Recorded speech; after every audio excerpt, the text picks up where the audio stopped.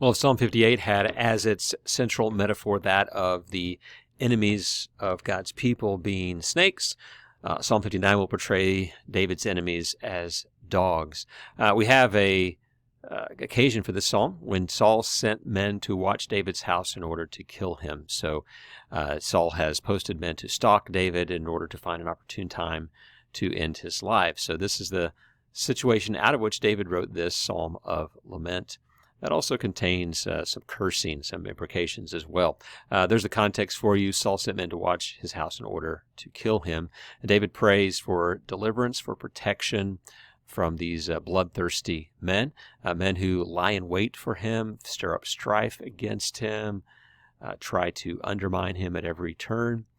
And it's not for anything David's done. He confesses his innocence. It's no transgression or sin of mine, no fault of mine.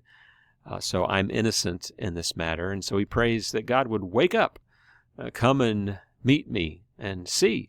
Take a look, God, wake up. It's kind of interesting because in Psalm 57, David says, awake my soul and sing. Now he says, God, wake up, take a look. You're the God of hosts, the God of the angel armies. You're the God of Israel. Rouse yourself, stir yourself to punish the nations. And of course, in this case, it's Saul, who is characterized as a Gentile, as a pagan, as the nations. It's Saul who is persecuting David at this point. Spare none of those who treacherously plot evil.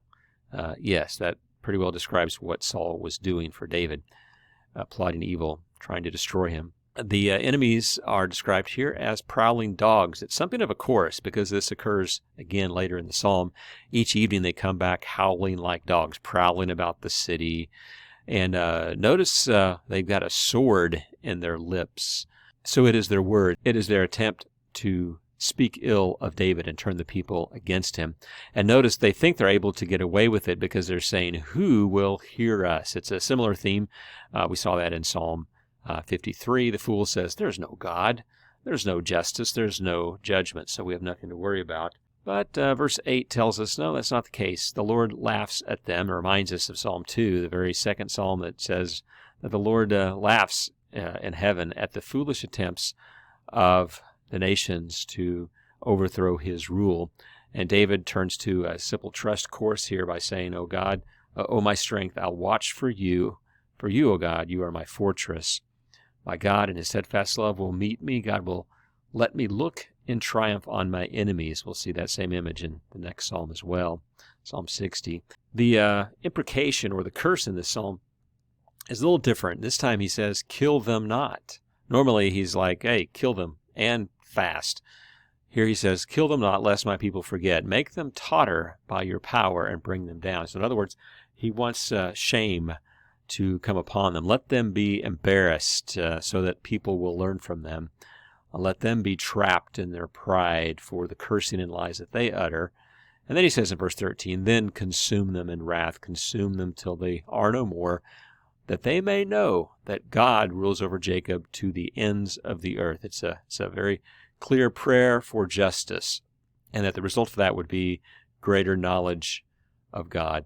We return to this little course about dogs, and again, I should remind you that dogs, of course, in the ancient Near East were scavengers. They were unclean animals that picked the bones of dead things. So they were not sweet, cuddly little puppies that we might think of today, but not a good thing to be compared to a dog. Even to this day in the Middle East, typically dogs are not thought of as pets.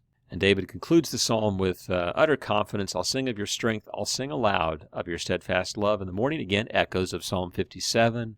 I will awaken the dawn. Awaken harp and lyre. I will sing.